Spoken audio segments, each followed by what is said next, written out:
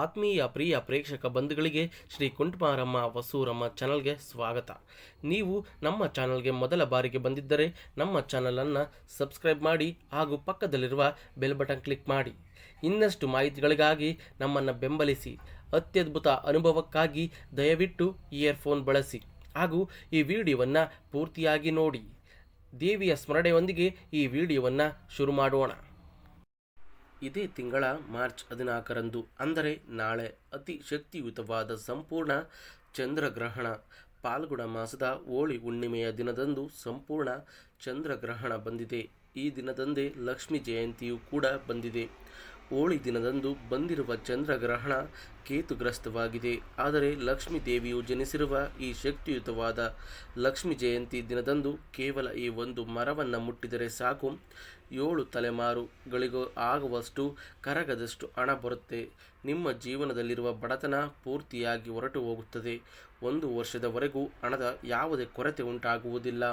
ಲಕ್ಷ್ಮೀ ದೇವಿ ಅನುಗ್ರಹ ಸಿಗುತ್ತದೆ ಎಂದು ನಮ್ಮ ಪೂರ್ವಿಕರು ಹೇಳುತ್ತಾರೆ.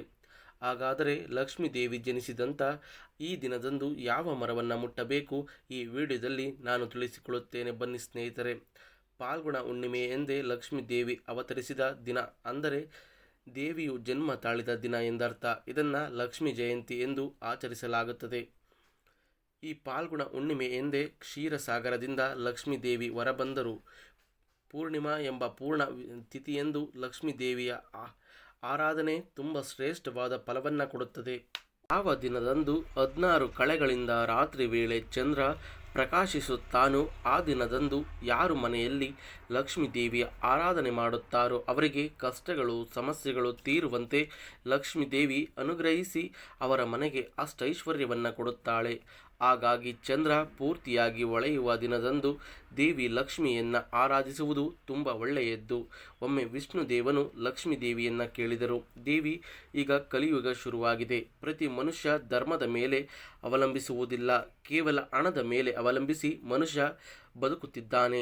ಹಾಗಾಗಿ ದೇವಿ, ನೀನು ಸ್ವತಃ ಭೂಲೋಕಕ್ಕೆ ಹೋಗಿ ಪ್ರತಿ ವ್ಯಕ್ತಿಗೂ ಹಣ ಸಿಗುವಂತೆ ಮಾಡು ಎಂದು ಹೇಳಿದರು. ಅದಕ್ಕೆ ಲಕ್ಷ್ಮೀ ದೇವಿಯು, ಮೊದಲೇ ಇದು ಕಲಿಯುಗ, ಪ್ರತಿ ಮನುಷ್ಯ ಕೆಟ್ಟ ಆಲೋಚನೆಯಿಂದ ಇರುತ್ತಾನೆ. ಅಂಥವರ ಬಳಿಗೆ ನನ್ನನ್ನು ಕಳಿಸುತ್ತೀರಾ? ಇದು ನ್ಯಾಯನ ಎಂದು ಕೇಳಿದರು. ಆಗ ವಿಷ್ಣುವು, ದೇವಿ, ಎಲ್ಲರ ಹತ್ತಿರ ನೀನು ಇರುವ ಅಗತ್ಯವಿಲ್ಲ, ಯಾರ ಹತ್ತಿರ ಇರಬೇಕು ಎಂದು ಹೇಳುತ್ತೇನೆ ಕೇಳು. ಮೊದಲನೆಯದಾಗಿ ಧರ್ಮವನ್ನು ನಂಬುವವರು, ಅವಲಂಬಿಸುವವರು ಹಾಗೂ ಪಾಲಿಸುವವರು, ಅವರ ಮೇಲೆ ನಿನ್ನ ಕರುಣೆ ಇರಬೇಕು.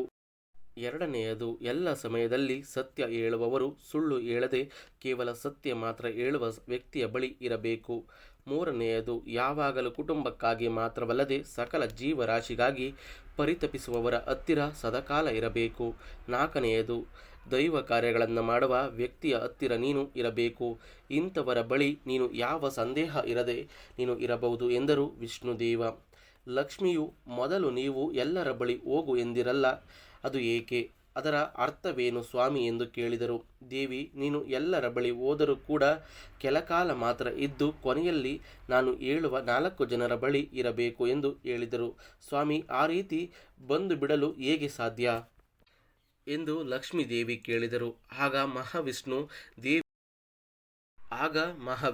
ದೇವಿ, ನೀನು 3 ರೀತಿಯಲ್ಲಿ ಅವರಿಂದ ದೂರವಾಗಬೇಕು. ನಾನು 3 ನಿನ್ನ ಸಹಾಯಕ್ಕಾಗಿ ಕಳಿಸುತ್ತೇನೆ. ಮೊದಲನೆಯವನು ಅನಾರೋಗ್ಯವನ್ನು ತರುತ್ತಾನೆ. ಆಗ ಚಿಕಿತ್ಸೆಗಾಗಿ ನಿನ್ನನ್ನು ಅದೇ ವ್ಯಕ್ತಿ ಬೇರೆಯವರಿಗೆ ಹಣವನ್ನು ಕೊಡುತ್ತಾನೆ. ಆಗ ನೀನು ಬೇರೆಯವರ ಹತ್ತಿರ ಸುಲಭವಾಗಿ ಹೋಗುತ್ತೀಯ. ಎರಡನೆಯವನು ಸುಳ್ಳು ಹೇಳುವಂತೆ ಮಾಡುತ್ತಾನೆ. ಒಂದು ಸುಳ್ಳು ಮುಚ್ಚಿಡಲು 100 ಸುಳ್ಳುಗಳನ್ನು ಹೇಳಬೇಕು. ಆ ರೀತಿ ಸುಳ್ಳು ಖಾಲಿಯಾದಾಗ ಅಥವಾ ಜನರು ಅವನನ್ನು ನಂಬುವುದನ್ನು ಬಿಟ್ಟಾಗ ಅವನು ಕೂಡಿಟ್ಟಿರುವ ಹಣ, ಗೌರವ, ಆಸ್ತಿ, ಮರ್ಯಾದೆ ಎಲ್ಲವೂ ಕೂಡ ದೂರವಾಗುತ್ತದೆ. ಆ ರೀತಿ ನೀನು ಆ ವ್ಯಕ್ತಿಯಿಂದ ದೂರ ಆಗಬಹುದು. ಇನ್ನು ಮೂರನೆಯವನು ಕೆಟ್ಟ ಆಲೋಚನೆಗಳನ್ನು ತರುತ್ತಾನೆ. ಮನುಷ್ಯ ಮಾಡಿದ ಕೆಟ್ಟ ಕೆಲಸಗಳನ್ನು ಮುಚ್ಚಿ ಹಾಕಲು ಹಣ ಖರ್ಚು ಮಾಡುತ್ತಾನೆ. ಒಮ್ಮೊಮ್ಮೆ ಅವನು ಮಾಡಿರುವ ಕೆಲಸ ಮುಚ್ಚಿ ಹಾಕಲು ಅದುವರೆಗೂ ಅವನು ಕೂಡಿಟ್ಟಿರುವ ಹಣವನ್ನೆಲ್ಲ ಕೂಡ ಖರ್ಚು ಮಾಡಬೇಕಾಗುತ್ತೆ. ಆ ರೀತಿ ನೀನು ಆ ವ್ಯಕ್ತಿಯಿಂದ ದೂರ ಆಗುತ್ತೀಯ. ಈ 3 ವ್ಯಕ್ತಿಗಳು ಯಾವಾಗಲೂ ನಿನಗೆ ಸಹಾಯ ಮಾಡುತ್ತಾರೆ. ನಿನಗೆ ಯಾವ ವ್ಯಕ್ತಿ ಇಷ್ಟವಿಲ್ಲವೋ ಅಥವಾ ಯಾರ ಮನೆಯಲ್ಲಿ ಇರಲು ಇಷ್ಟ ಇಲ್ಲವೋ ಅಂತಹ ವ್ಯಕ್ತಿಯ ಹತ್ತಿರ ಈ 3 ವ್ಯಕ್ತಿಗಳನ್ನು ಕಳುಹಿಸು. ಇವರು ಅವರ ಕೆಲಸಗಳನ್ನು ಶುರು ಮಾಡುತ್ತಾರೆ. ಆ ಮೂಲಕ ನೀನು ಅವರಿಂದ ದೂರವಾಗುತ್ತೀಯ ಎಂದು ಹೇಳಿದರು. ಸ್ನೇಹಿತರೆ, ಹಾಗಾಗಿ ಈ 3 ಗುಣಗಳಿರುವಂತಹ ವ್ಯಕ್ತಿಗಳು ಕಲಿಯುಗದಲ್ಲಿ ಲಕ್ಷ್ಮಿ ಅನುಗ್ರಹ ಪಡೆಯಲು ಸಾಧ್ಯವಾಗುವುದಿಲ್ಲ. ಆ ತಾಯಿಯ ಅನುಗ್ರಹ ಇದ್ದಾಗ ಮಾತ್ರವೇ ಜೀವನದಲ್ಲಿ ನಾವು ಏನು ಬೇಕಾದರೂ ಸಾಧಿಸಲು ಸಾಧ್ಯವಾಗುತ್ತದೆ.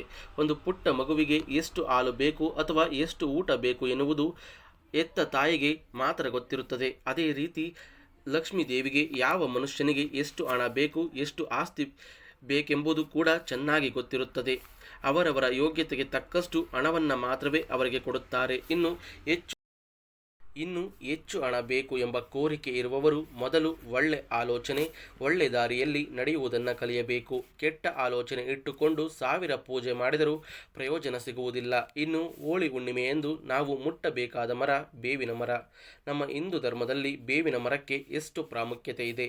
ಆ ಮರದಲ್ಲಿ ತ್ರಿದೇವಿಗಳಾದ ಲಕ್ಷ್ಮಿ, ಸರಸ್ವತಿ, ಶಾರದೆ ನೆಲೆಸಿರುತ್ತಾರೆ. ಪ್ರತಿದಿನ ಎದ್ದ ತಕ್ಷಣ ಬೇವಿನ ಮರ ನೋಡಿದರೆ ಆ ದಿನವೆಲ್ಲ ಶುಭ ನಡೆಯುತ್ತದೆ. ಪ್ರತಿದಿನ ಬೇವಿನ ಮರಕ್ಕೆ ನೀರು ಹಾಕಿ ಪೂಜೆ ಮಾಡಿದರೆ ತ್ರಿದೇವಿಗಳ ಆಶೀರ್ವಾದ ಸಿಗುತ್ತದೆ. ಹೋಳಿ ಹುಣ್ಣಿಮೆಯಂದು ಒಂದು ಚೊಂಬಿನ ತುಂಬ ನೀರನ್ನು ಬೇವಿನ ಮರಕ್ಕೆ ಹಾಕಿ ಭಕ್ತಿಯಿಂದ ಪೂಜೆ ಮಾಡಿ 11 ಸಲ ಮರ ಮುಟ್ಟಿ ನಮಸ್ಕಾರ ಮಾಡಿಕೊಳ್ಳಿ.